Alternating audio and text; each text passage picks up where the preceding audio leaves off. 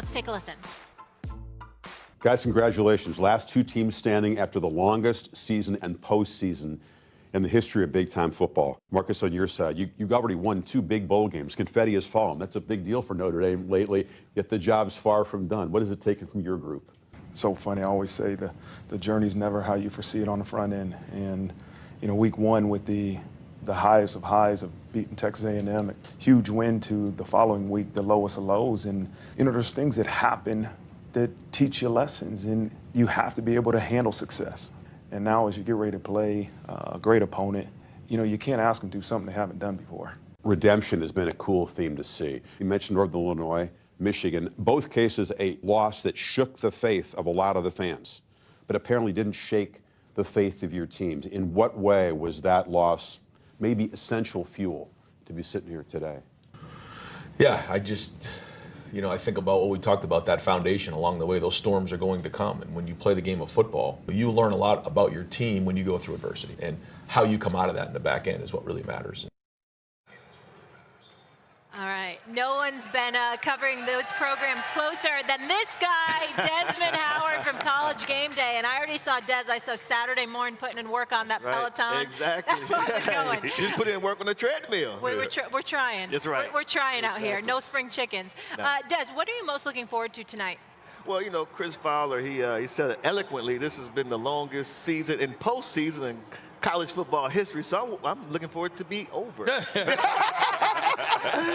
but I want to watch this Ohio State offense. It's been dynamic, explosive the whole postseason, except against Texas. Texas had up a great defensive scheme to try to stop the explosives against the Notre Dame defense that's #1 in the country in turnovers and in creating turnovers, and then #1 in creating points off of turnovers. You see that man right there, Jeremiah Smith. Unc, I compared him to your brother just because of his size, his strength, his physical stature, and he's been incredible. So he's one guy that Al Golden, the DC from Notre Dame, is going to have to give extra attention to, just like Texas did. He only had 1 catch for 3 yards against the Longhorns, so you got to control him. But then this defense, man, they're for real. The Golden Domers, man, they come to play up front in the secondary. And what I love about them is they are who they are. They don't shy away from anybody. They played Georgia in the Sugar Bowl, and they took the fight to the Bulldogs. So I love the way that Al Golden has his team playing. What people start to, what they forget is that Ohio State, they went to South Bend and they played Notre Dame at 23.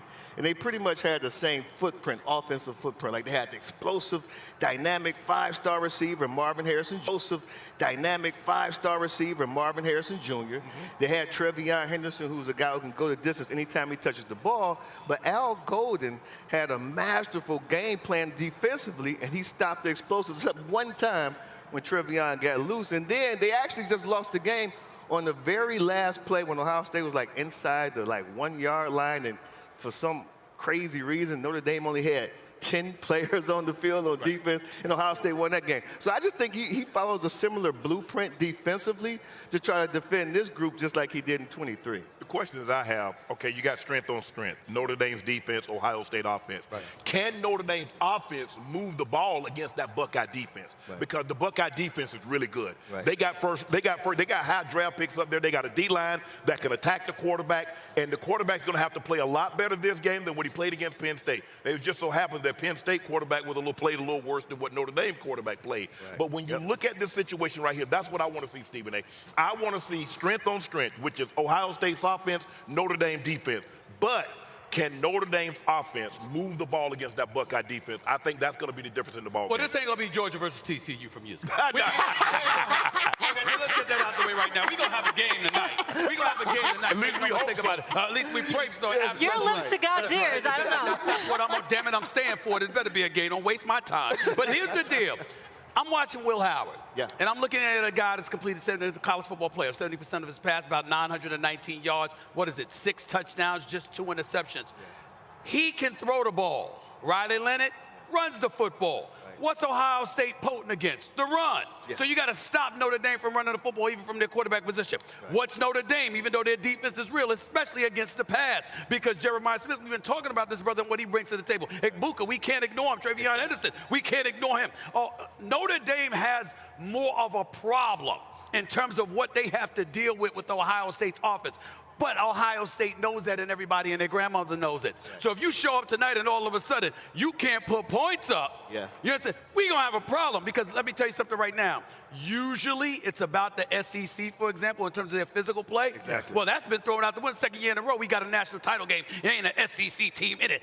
SEC, you heard me? Let's think about that now. What's up with y'all? Can't call y'all the best conference in America when you just sit out on the outside looking in, right? But now we're looking at Notre Dame, and I'm looking at the physicality of the Notre Dame Fighting Irish. And here's what I love, Des. That's the only chance they have. You can't be the softer team tonight. Am I wrong, Shay? No. You can't be the softer team tonight. You playing smash mouth football. You got to go up against Ohio State, which is clearly more talented offensively, and you got to punk them to some degree. You got to put a hat on them. You got to put some elbows in them. You got to make them work. You got to let them know this is a game tonight.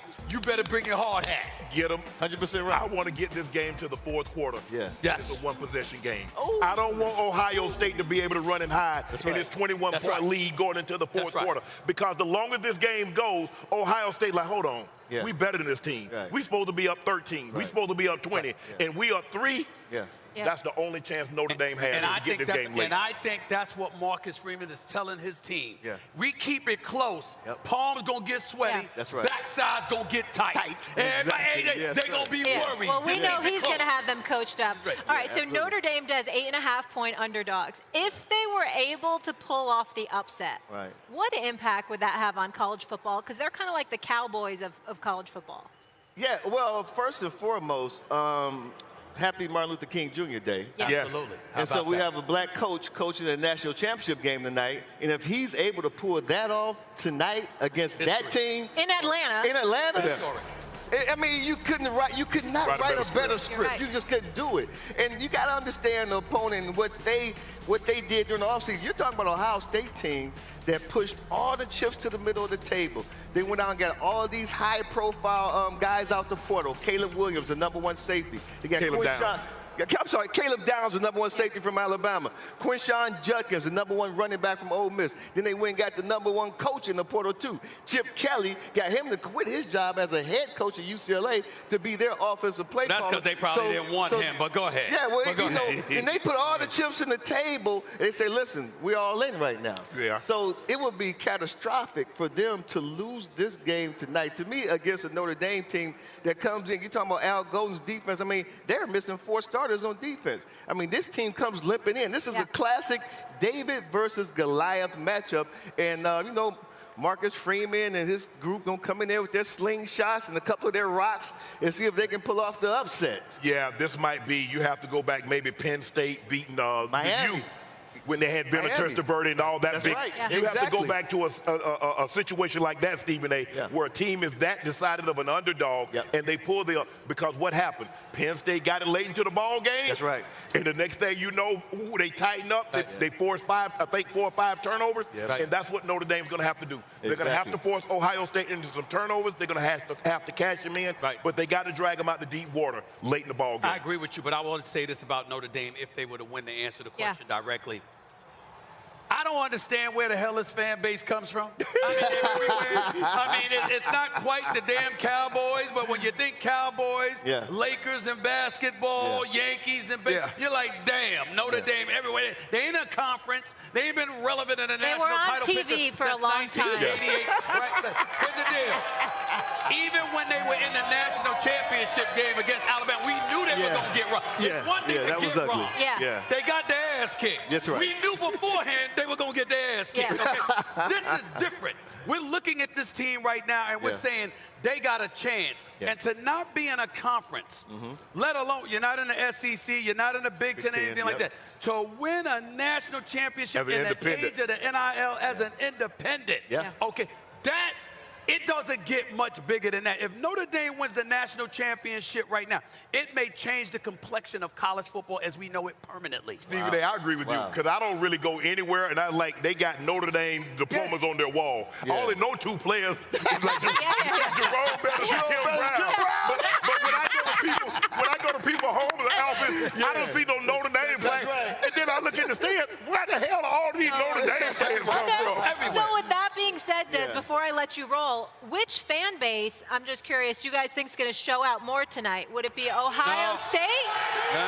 Or we think it's going to be Notre Dame? Because they both travel. Yeah, they travel well, but the Buckeyes are much, much louder. It takes 10 Notre Dame fans to make them the same amount of noise as 2 Buckeye Said fans. from a Michigan Wolverine. I'm just saying, so you would know. Yeah, exactly. I know both fan bases very well. One of the greatest moments. College football. Charlie Weiss was coaching Notre Dame. Yeah. And invited me to the game, and I was on the sidelines for USC Notre Dame. Ooh. I'd never seen anything like it. Yeah. I'm just saying this. Ohio State, they going to represent their team, no doubt. But I have no doubt Notre Dame fans are going to be in the house. I'll give you the final I word. got one more thing to tell you guys. You know, when we travel around, you have random people coming up to you talking to you. Right. This has been the first time I have ever heard random people come up and say, you know what, I never really liked Notre Dame, but with that coach they got now, they're very likable. Yes. Yeah. He's won a lot of fans over who never even liked Notre And Dame. nobody has ever said this, but I'm going to say this. If you're the Boston Celtics, Notre Dame winning might confuse people a little bit because they got the leprechauns running around in Boston and TD Bank on it. Everybody, who is it? Notre Dame or the Celtics?